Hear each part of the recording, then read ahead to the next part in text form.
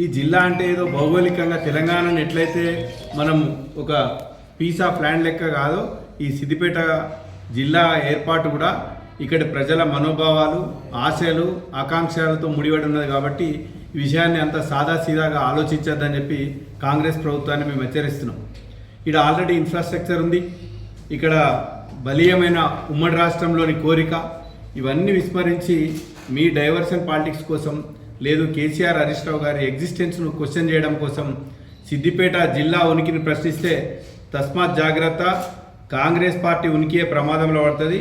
ఈ సిద్దిపేట జిల్లా డిఎన్ఏనే పోరాటాల డిఎన్ఏ, మళ్ళొక పోరాటానికి సిద్ధమైపోతాం.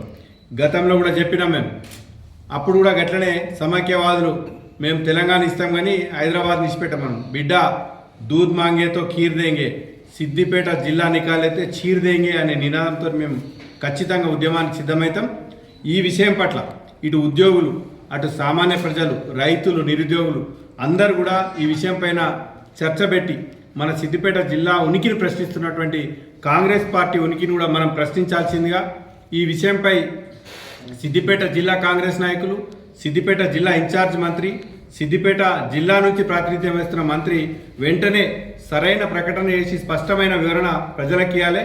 ఎలాంటి ఆందోళన సిద్దిపేట జిల్లా ఉనికి ప్రశ్నార్థకమైన, సిద్దిపేట జిల్లా రద్దయిన ఈ తెలంగాణ రాష్ట్రం ప్రత్యేకించి సిద్దిపేట కేసీఆర్ హరీష్ రావు గారి నేతృత్వంలో అగ్నిగుండంగా మారుతుంది. తస్మాత్ జాగ్రత్త. సిద్దిపేట కాంగ్రెస్ నాయకులు కూడా ఈ సిద్దిపేట జిల్లా విషయంలో, ఈ జిల్లా ఉనికి పట్ల ఏమైనా ప్రమాదం ఉందా లేదా అన్న స్పష్టమైన ప్రకటన చేయకుంటే కూడా వాళ్ళని కూడా మేము రోడ్లపైన తిరగనివ్వని చెప్పి మా పార్టీ తరఫున కాంగ్రెస్ పార్టీ నాయకులను హెచ్చరిస్తున్నాం. ఏదేమైనా ఇప్పుడు వెంటనే రాష్ట్ర ప్రభుత్వం కావచ్చు, జిల్లా మంత్రి కావచ్చు, కాంగ్రెస్ పార్టీ నాయకులు వెంటనే సిద్దిపేట జిల్లా పైన ఒక స్పష్టమైన ప్రకటన చేయాలి.